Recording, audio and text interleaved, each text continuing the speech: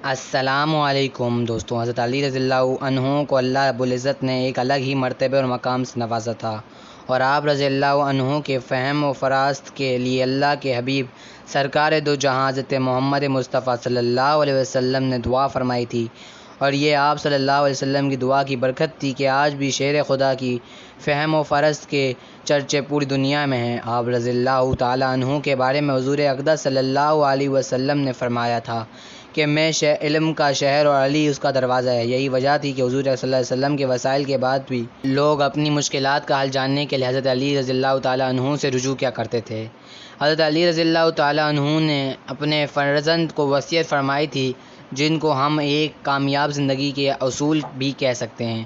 وہ باتیں یہ ہیں کہ حضرت علی رضی اللہ عنہ نے اپنے فرزند حضرت حسن رضی اللہ تعالیٰ عنہ سے فرمایا، 4 باتیں یاد رکھو، ان کے ہوتے ہوئے جو کچھ کرو گے وہ تمہیں سر نہ پہنچائے گا۔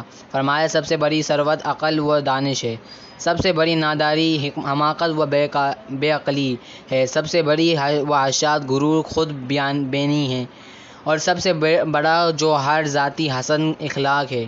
اے فرزند، بے وقوف سے دوستی نہ کرنا، کیونکہ وہ تمہیں فائدہ پہنچانا چاہے گا تو نقصان پہنچائے گا۔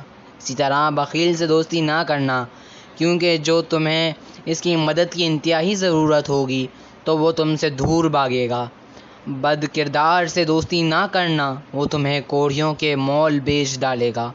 اور جھوٹے سے دوستی نہ کرنا، کیونکہ وہ سر اب کی مانند تمہارے لیے دور کی چیزوں کو قریب اور قریب کی چیزوں کو دور کر کے دکھائے گا۔ تو دوستو، آج کی ویڈیو کے لیے اتنا ہی۔ اگر آپ کی آج کی ویڈیو پسند آئی تو لائک، شیئر، سبسکرائب کرنا مت بھولنا۔ ایسے ہی اور انفارمیشن اور اسلامک واقعات پہ اگر ویڈیو چاہیے ہو تو ہمیں ضرور کمنٹ بتانا۔ اللہ حافظ۔